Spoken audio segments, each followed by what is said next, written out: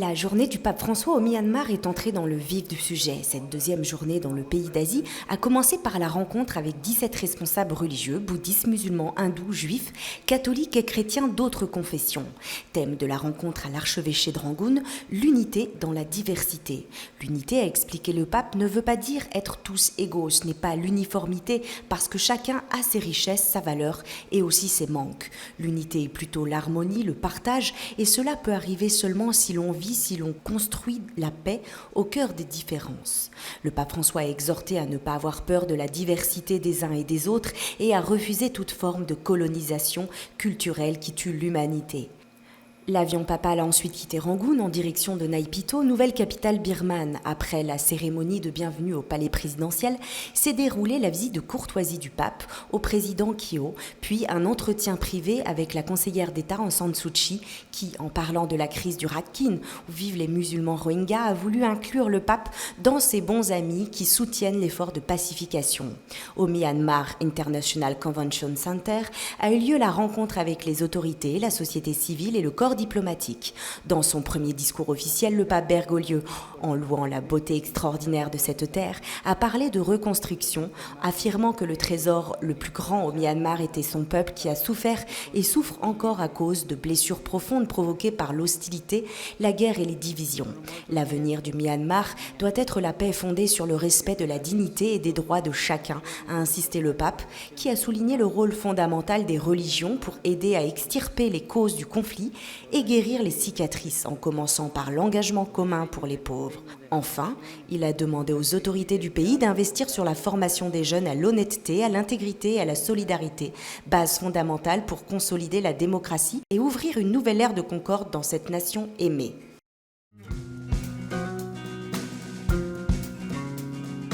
Une longue journée pour le pape François, démarrée par une accolade avec les jeunes lors de la messe à Myanmar dans le parc Kaikhasan de Rangoon. Il a rappelé aux jeunes que le bonheur annoncé au milieu de tant d'injustices, de pauvreté et de misère vient de Jésus et qu'il n'y a pas de raison d'avoir peur. Le Seigneur peut t'aider, a dit le pape, à être authentique si tu es capable d'écouter sa voix. Mais les saints aussi peuvent aider à arriver jusqu'à Jésus en cultivant la vie intérieure comme un champ. Il ne faut pas non plus avoir peur de poser des questions qui font réfléchir parce que l'Évangile, a poursuivi le pape, grandit toujours à partir de petites racines. Ainsi, il est nécessaire de crier avec la vie, avec le cœur, pour être des signes d'espérance. Vous êtes courageux, a-t-il conclu, généreux et joyeux. Durant sa rencontre avec le Conseil suprême Sangha des moines bouddhistes, le pape a souligné l'importance de l'occasion pour affirmer l'engagement commun pour la paix, pour la justice et pour le respect de la dignité humaine devant les difficultés et les défis de ce temps.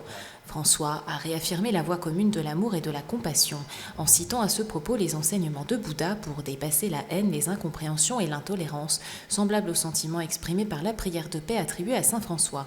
C'est la responsabilité particulière des leaders civils et religieux de s'assurer que chaque voix soit écoutée, aussi bien dans les besoins de ce moment, a ajouté le pape, puissent être clairement compris et mis en comparaison dans un esprit d'impartialité et de solidarité réciproque.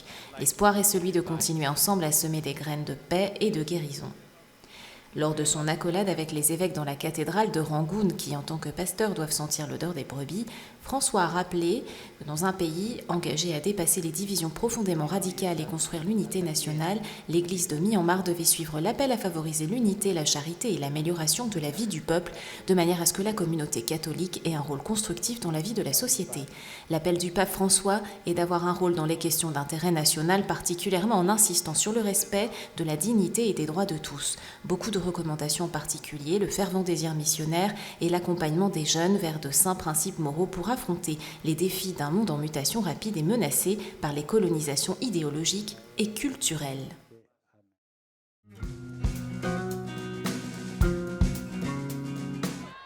Avant de prendre l'avion en direction du Bangladesh, deuxième étape de ce voyage apostolique en terre asiatique, le pape François a célébré la messe avec les jeunes dans la cathédrale Sainte-Marie au Myanmar.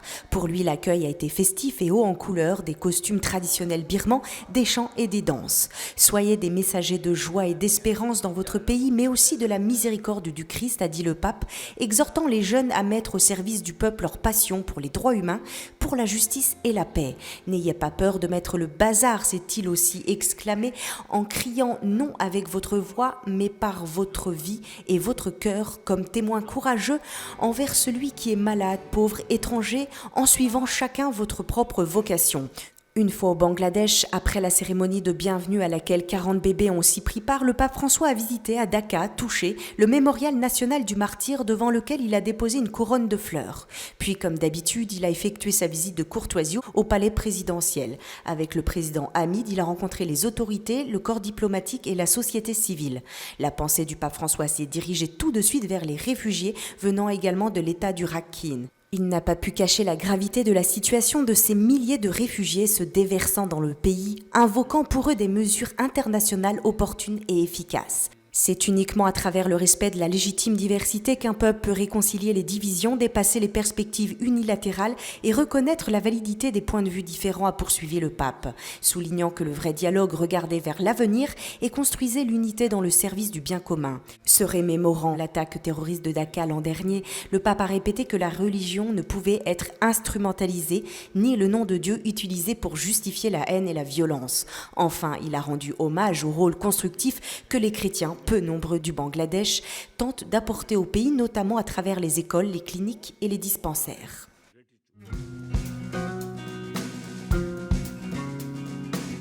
Un autre événement hors programme est survenu dans ce voyage apostolique au terme de la rencontre interreligieuse et écuménique à l'archevêché de Dacca, lorsque le pape a appelé à lui un groupe de réfugiés Rohingyas ayant fui le Myanmar.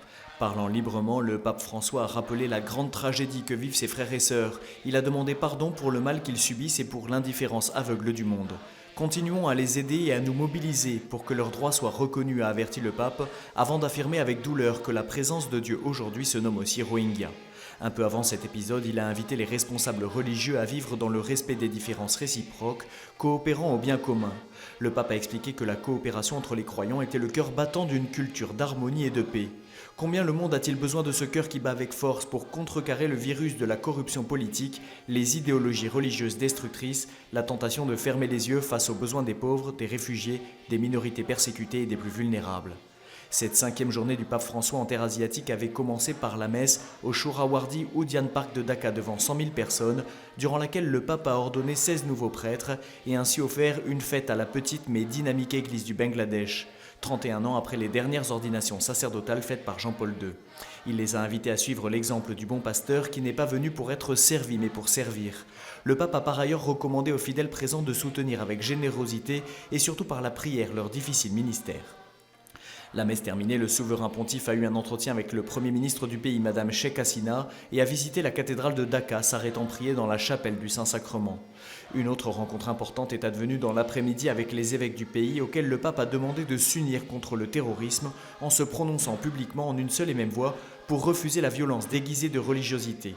Il les a aussi exhortés à substituer à la culture du conflit la culture de la rencontre.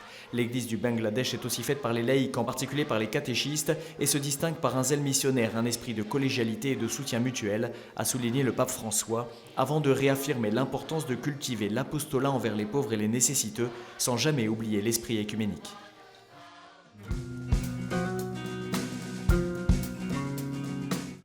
La vocation prend soin de la tendresse humaine. S'il manque cette dimension de la tendresse dans nos communautés, dans nos paroisses, la semence demeurera petite, elle ne grandira pas et se flétrira.